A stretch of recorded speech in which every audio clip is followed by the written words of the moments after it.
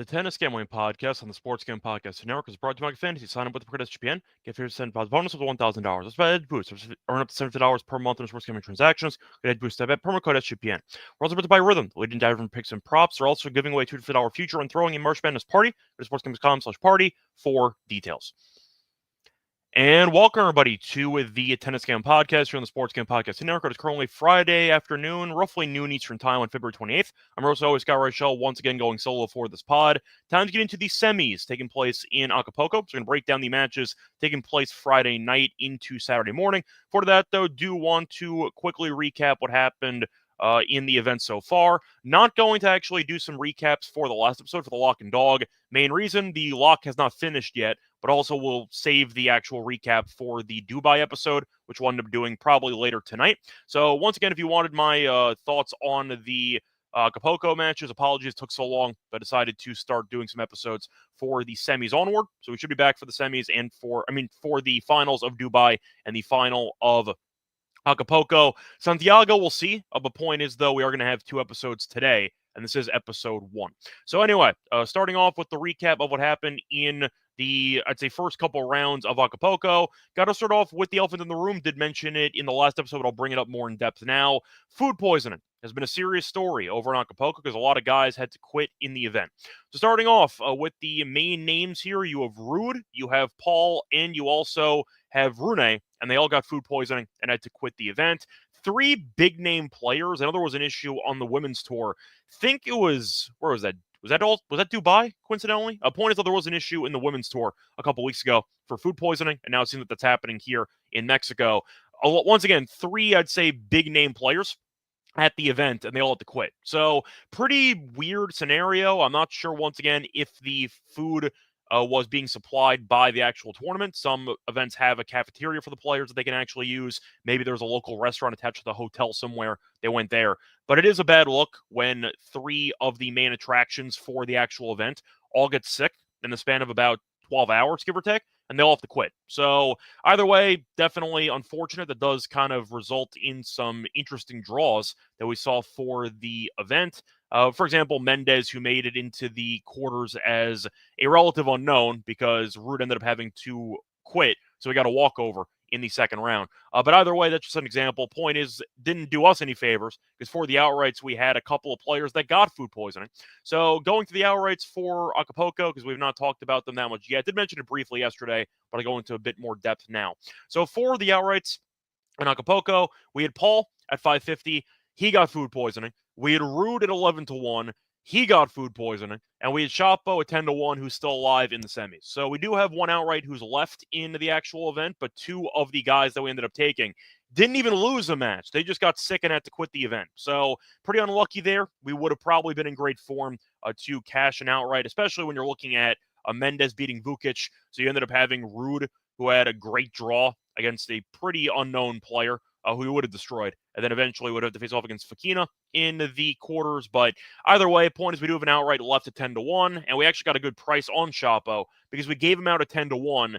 Then Musetti dropped out, and Chapo actually switched places in the draw because he became seeded. So he actually picked up a decent draw. But either way, point is 10-1. Hopefully ends up cashing, but it is pretty annoying to lose 2 of the 3 outrights, and they didn't even actually lose a match. They had to quit because of illness. So either way, that's the main, I'd say, talking point over in Acapulco. It is the food poisoning, and now it's kind of just ravaged the entire tournament. Not to mention the fact that one of the other semifinalists here, Makic, had to withdraw or retire mid-doubles match last night because of food poisoning as well, or in other words, because of sickness. So we'll see if he plays in the match today against Nakashima, but Makic also got sick, apparently with a stomach issue. So it could be 4 guys instead of 3. So there we go. Point is, though, definitely a bad look for the Mexican Open, and we'll see what happens moving forward. But wanted to bring that up. Now, getting into the reminder before we move on into the recap of the quarterfinals in Acapulco, I want to remind once again that you can't just for the show, but like, subscribe, and new to your reminder. You'll leave a rating and review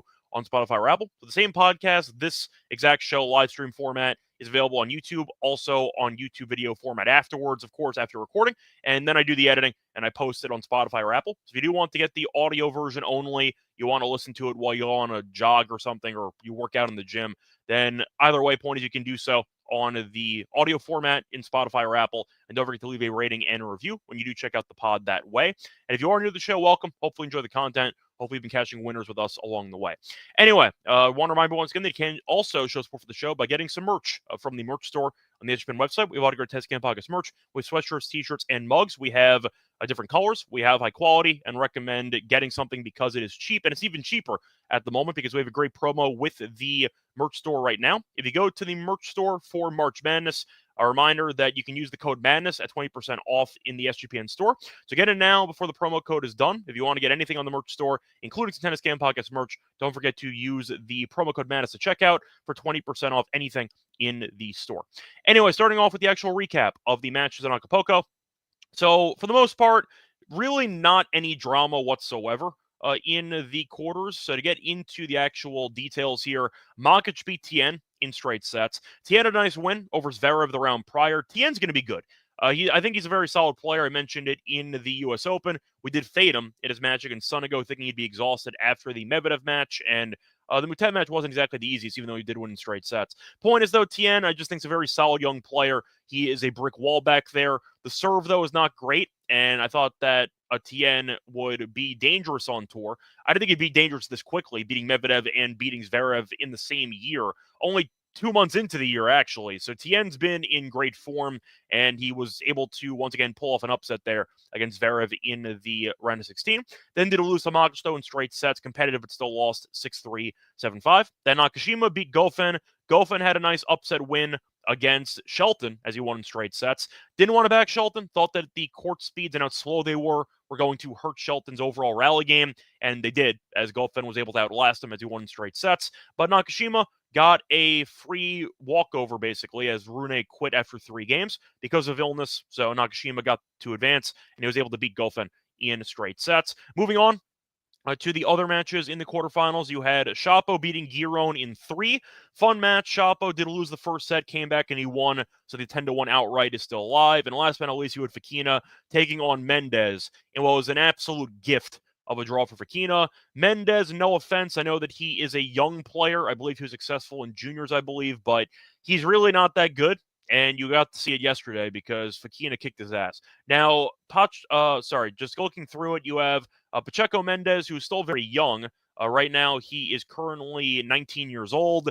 Is he good? Not really, but he was able to beat Vukic in the first round, so that's definitely a nice, I'd say, shocking upset there. But Fekina had a marathon win against Tiafoe in the most predictable match you can imagine. When you see Fekina against Tiafoe on the card, you're going to get some chaos, and Fekina choked away a couple of opportunities. He had a match point in the second set. He was serving for the match twice, choked it in classic Fekina fashion, but he came back and eventually did win in 3 because classic Tiafoe fashion, he ran out of gas in the third set. But then eventually Fekina was able to get by, and he was able to basically take the free win on a platter as he ended up winning comfortably in straight sets. So really no drama out of the 4 matches. The one exception was the Shapo match where he came back from a set down against Giron. But either way, now you have a couple of interesting matches, Makic against Nakashima, and you have Shapo against Fekina. And of course, we still have Shapo 10-1 to win the actual tournament. Besides that, nothing else to really talk about. We did a lot of the recap portion for the last episode for the Dubai semi. So if you do want my thoughts on that, the plays are already underway, already happened. But I did go through the recap of Santiago, for example, and how the matchups were crazy in the Thursday slate. Anyway, time to move on into the actual preview of the matchups for the semifinals in Acapulco. For that, though, I want to remind you once again that you can once again check out our sponsors, Edge Boost, because Edge Boost is the premier debit card for bettors. The Edge Boost card allows you the ability to avoid being hassled by having your card denied at the sportsbook, DFS site, sweepstakes site, racetrack, casino. You'd also earn cashback rewards of $50 per month in cashback rewards by using the Edge Boost card. Reminder, you'd also know that your money's safe, as the card's FDIC insured, and a reminder, there are no credit checks. It's completely free. So when you sign up for, once again, your actual card, use the promo code SGPN to get better cashback rewards into your status. EdgeBoost.bet, promo code SGPN. EdgeBoost.bet, promo code SGPN. We're also presented by MyBookie. Reminder that MyBookie is the place to bet in every sport. They have props in every game. Live door casino. They accept customers with a ton of locations. You can also use crypto, for easy deposits, and lightning fast payouts. A reminder, they also have a great promo with us. Go to mybookie.ag, promo code SGPN, so you get 100% deposit match with a 1K in bonus cash. And a reminder, you'd also get a $10 casino chip, mybookie.ag, promo code SGPN. Welcome back, everyone, to the Tennis Cam Podcast. Finish recapping what happened in the quarters in Acapulco. Now it's time to move on into the semifinal matchup. Starting off with the first match on the card, you have the matchup between Nakashima and Makic. Now, for this one, Makic is minus 170. You have Nakashima at plus 150. Said before, Makic did have to quit the doubles match last night as he got sick. So we'll see how he feels for this one. For the spread, though, Makic minus 2.5, and you have Nakashima at plus 2.5. For the set spread, you have Makic in straight sets at plus 165. You have Nakashima to win a set at minus 195. Nakashima in straight sets is plus 300. The over 2.5 sets is plus 130. So you're looking at what should be a close matchup. However, I think if I was looking at this matchup with both guys at 100%, I would definitely go with Makic. I think that he's the better player. However, it is a serious red flag when you quit a doubles match midway through because you don't feel well, and suddenly you're playing later, basically that same day. So based on the fitness and the food poisoning concerns throughout the entire event, I do have concerns about Makic potentially not finishing this match if the stomach issues are as bad as they were for Ruud, Rune, and Paul. So we'll see what happens here, but for the value, I really can't take Makic. I would feel like I was going to because I like him more as a player than Nakashima.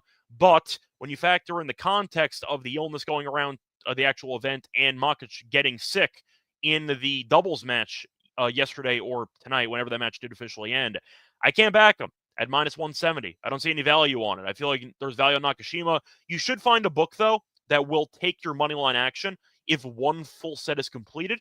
There is a chance that Makic shows up, gets killed early, and then quits. So I do think that Nakashima can maybe get I'd say a shortened match victory if you see Makic end up, once again, not feeling good enough to continue, and he might end up quitting. So you might get a void here, maybe a walkover even, if he doesn't feel that well. But for the actual value, I can't take Makic minus 170. I can't do it. I feel like if you want to make an argument for the guy, you got to confirm that he can physically complete the actual match and be close to 100%. If you quit a doubles match, maybe it's precautionary and he wants to focus only on singles. I get it. The prize money's bigger in singles. But I do think it's concerning, and I think that you're looking at Nakashima, who looks 100% healthy right now. Both guys have been good. Nakashima has not dropped a set yet, though. He's been solid. Think for the value. Give me Nakashima plus 150. Don't mind the first set for Nakashima either. But when you factor in the injury, potential food poisoning for Makic, I can't back him. I don't see much value on Makic here. I feel like, once again, Makic has had some injury issues too over the last couple months, so there is a chance maybe even besides the food poisoning, if he ends up feeling the effects of the climate and in Mexico, maybe he'll slow down as the match enters a third set in general as a failsafe. But it's mostly the spot with the food poisoning or the illness that he suffered. And I feel like with that being the case, plus 150, fading that blindly is worth something, in my opinion. Give me Nakashima, even though he does bother me a lot as a player, because he should be better than he actually is. And I feel like he has a lot of talent, but the rally game is not that great for Nakashima. Makic, I think, has a similar playstyle with firepower, but he's a bit more consistent. But I got to factor in the actual health conditions of both players. And I think that when you're looking at Makic, maybe being at like 60%, if the food poisoning or the sickness does not fully subside, I can't back that at this price. So give me a Nakashima as the favorite here. I mean, as my favorite play at plus 150 to get the job done. For the totals, can't really take anything because, once again, I don't know if Makic will punt the set or what the story is going to be. So give me Nakashima to, once again, get the job done at plus 150, but only bet it if you find a book that will grade your moneyline action if one full set is completed. Moving on to what should be the match of the day, you have Shapo taking on Fekina. You have Shapo at minus 165. You have Fekina at plus 145. For the spread, minus 2.5 for Shapo, plus 2.5 for Fekina. For the total here, you have over under 22.5 games. For the alt spread here, you have minus 1.5 for Shapo at minus 140. You have plus 1.5 for Fekina at plus 115. The over 2.5 sets is plus 130, give or take. And for the straight set win for Shapo, plus 160. You have Fekina to win in straight sets at plus 325. Now, for the actual path, I forgot to mention, by the way, the path of both guys for Makic and for Nakashima. So for the path for Makic, I'll go backwards. Beat Mensik in 3, beat Altmaier in straight sets, and beat Tien in straight sets. Nakashima, though, did not drop a set yet, ended up beating the likes of Gofen in straight sets, beat Rune in 3 games, and beat Bonzi in a straight sets. So there we go. Moving on to Shapo and Fekina for their paths. You saw Shapo have a bit of a sweat early in the first set against Giron, as he ended up dropping the first set, but then he blew the match open in the second set and was able to coast from there. So a nice win there. Not much drama for the three-setter, but the point is he did have to deal with some adversity after dropping that first set. Beat Mickelson, though, in straight sets and beat Bassavoretti in straight sets. So overall, he's looked very sharp. Also won a title in Dallas, so Shapo's been really, really good so far this season. And you're looking at Fokina, who should have won a title in Delray. We had Kekmanovic, though, so not going to complain too much about his choke job in the third set. Point is, though, Fokina's been good, too. Made the final, should have won in Delray. Then he beat Bellucci. Should have lost, fought off, I think it was 4 match points in the second set breaker. And he came back and he won. He was down 6-2 in that breaker and then won the next 6 points, which is kind of crazy. Then he took that and he ran with it, beat Bellucci in the third set, beat Tiafoe in 3. Should have been straight sets, but still. And then beat Mendez, a complete bye in the quarters to enter this matchup. So for that head-to-head history, faced off one time on hard court in Indian Wells, faced off in 2022. Shapo lost the first set and did win in 3. Did end up winning that one in 4 games. So for the question here, I see Bob stopping by. Welcome. See Ian stopping by too. Yeah, just cover Nakashima. I'm going to take him for the potential sickness concerns of Makic withdrawing from his doubles match yesterday. So we'll see what happens. For the actual matchup here, he's going with Fokina. I'm going to disagree. I think Shapo, based on current form, is the better player. I know Fokina's been playing well this year. I'm aware of it. But Shapo has been phenomenal. He's going to enter the top 30 after this week no matter what, and he potentially could jump higher if he wins the event. But Shapo has been on fire, won in Dallas, and he has once again made the semis here in Acapulco. So he has won 8 straight matches, and he's only dropped a set in 3 of those 8. So he has been looking very sharp. Happy to see it. He was basically just off the grid for like a year or two because he just could not find any rhythm at all. Won a title at the end of last year, and then he was able to carry over the momentum after beating, I believe it was Medjedovic in the final, and then after that, he's been able to look sharp again in Dallas. So I like how he's played. I think that the courts actually favor, I think they favor his play style. You could argue Fokina can perform well. The issue that I have with Fokina is the same issue that I've had with him his entire career, which is the guy chokes all the time. And we saw it against Tiafoe, where he had 2 attempts to serve it out, had a match point in the breaker, choked it all away, and then ended up winning in 3 because Tiafoe has his own durability concerns and fitness issues. But the point is, I think Shapo is right now in better form. I think he's going to win. I do like the over in this match. John's asking. I agree. I think it will be a marathon. It would not shock me if it ended up going to a third set. Said before, the one-hit history meeting on hard court was a 3-setter. Was a couple years ago, but still. Point is, though, Shapo has still dropped some sets. Dropped a set to Giron in the last round. Dropped a couple sets to Fritz and Kekmanovic in Dallas, so he has been involved in a couple of 3-setters, most of straight set wins. But the fact that he dropped a set to Giron tells me Fokina can find an opening. Fokina, though, has gone to a deciding set in 3 of the last 4 matches. He's been involved in a bunch of marathons. The one exception was the random Mexican wild card who was really not that good. So he had a pretty easy draw there into the quarters, but for, I'd say, opponents that are similar to his skill set or his actual level, Tiafoe, Bellucci may be a stretch, but still, and Kekmanovic, all those did go to a deciding set. I see a similar story here. Give me the over for the actual sets at 2.5 and give me the over in games at 22.5 as well. Wish it was 21.5. I do agree. Fokina, I think, can win a set, so I do like the over in sets here. But for the actual form, I just think Shapo's too good right now. If you're talking about which players are in the best form of anybody, Sinner suspended, but he won the Australian Open. He hasn't played any other events, basically. But the point is, Sinner is right now in my opinion, best form of anybody, if you're asking me. But for players that have been involved in a bunch of matches, Felix is up there, and Shapo is quietly up there. He's been really, really good winning 8 straight. The problem I have with Fokina is if the match gets close and it comes down to the wire, I know Shapo will not blink. I know Fokina will. That's the main difference. I think if it's close, I think that Fokina is more likely to choke, and I think that you're looking at Shapo keeping his nerve better as the match progresses. So give me Shapo in this one, and I am going to go with the over as well. Might be a fun marathon to wrap up the semifinal slate, but I think that Shapo outlasts him and eventually does win this match. So anyway, that's going to wrap it up for the preview of the semifinal matches in Acapulco. Now it's time for the lock and dog picks. For that, though, I want to remind you once again, they're brought to you by Rhythm, because Rhythm's having an epic March Madness party. I'll be there, by the way, and you're all invited. A reminder that all Rhythm users are invited to a first four watch party Wednesday, March 19th at the Awesome Circus Swim or Stadium Swim at Circle Las Vegas. Free drinks that I mentioned, they're free. Plus, you get the chance to hang out with the college experience guys and guys on the Sports Scam podcast, including myself. Gets better though. They also are having a giveaway, $250 March Madness future for one lucky Rhythm user. And a reminder, you could also get into the actual drawing for the future if you cannot attend the physical party. To sign up for your 7-day free trial, going to sports.com/rhythm. And a reminder, come by and use Rhythm to help you fill out your bracket and even make some bets along the way while you're here. Free party plus a chance at $250 future bet. Go to sportscampodcast.com/party for details, sportscamp.com/party for details. We're also brought by Underdog Fantasy because they have a great underdog pick'em.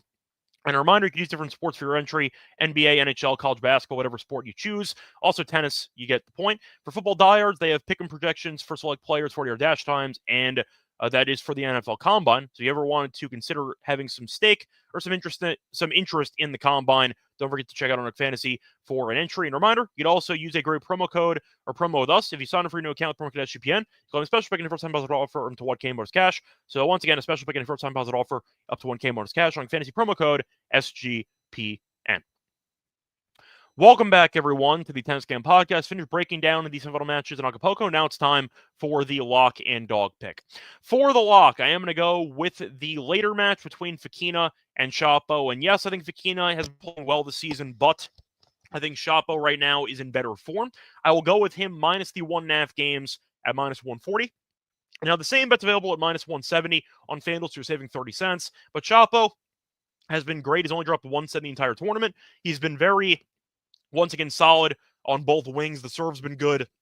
That's another factor. I think Shapo's a better server than Fokina. But Shapo won the first meeting in the head-to-head by 4 games. It was a couple years ago in hardcourt, but still. Point of Shapo, I think, is the player that's in better form, and I think that he's a guy that I trust more in big moments. He has won 8 straight matches. He's going to crack into the top 30 by the end of the week. Think that he is once again a guy that I think is worth backing at this point. We have him to win the event. I'll double down on it for now. But you're looking at Shapo being on minus 165 on the money line, which I think is a little bit juicy for my taste. I'll go with the spread instead. Small spread, so he should cover it if he wins, but you're going to be saving about 25 cents of juice. So I'll take that as my lock for the show. For the dog, I am going to go to the Nakashima and Makic match. I said before, I think Makic is still sick from what happened last night because he ended up having to retire from his doubles match with a sickness. Give me Nakashima first set money line at plus 115. If you want to go for the money line for the match and you find yourself a book that will pay you if a full set's completed, I don't mind that either. But some people don't have access to that, so I am going to go with the dog play instead. Plus, Nakashima, I still think can be vulnerable if Makic ends up, for example, being fine. Nakashima can still win the first set if I am overstating or overrating how sick Makic might be. Nakashima can still win the first set. The issue is if Makic is healthy, I think he will win the actual match. So it's going to be a little bit of insurance policy because if Makic ends up quitting in the match, he might end up quitting after the first set. But if he ends up being fully healthy, Nakashima can still beat him in the first set and then maybe lose in 3. But I'll go with the first set money line here for the value. Makic felt sick, left his doubles match early. That's been an issue in Mexico throughout the entire week. Think that Makic might be sick once again in this match. And you're looking at Nakashima, who has not dropped a set yet, did have an abridged match against Rune, but he was able to beat Bonzi in straight sets, beat Goffin in straight sets. He's been solid, and I do think that he's in good enough form to find a way to win the first set, even if Makic is healthy. So give me the first set money line here for Nakashima as my dog. So one thing to place here for the lock and dog picks. The lock's going to be on Shapo, minus 1.5 games, minus 140. For the dog, I'm going to go with Nakashima, first set money line at plus 115. That's going to wrap it up, though. For the step back once again later in a couple hours for the Dubai final. Until then, though, look at the comment section quickly. I see Roby saying the live bet on Felix paid off. I see JD's tailing. I see Zer's passing. That's fine. You can do what you want to do. Point is, I'm just mentioning my thoughts for the actual matchups. Anyway, back once again later on tonight. Until then, find me on Twitter, Rachel Radio. Find me on the NBA show. Find me on the MLB show. And a reminder, you'd also leave a rating and a review on Spotify or Apple for the podcast. And a reminder, you can also check out the podcast on YouTube or even Twitter simulcast on the SGPN actual account. And a reminder, if you do want to show support for the show on YouTube, don't forget to like and subscribe. Anyway, until next time, good luck to all of you and all of your bets. Bye, everyone.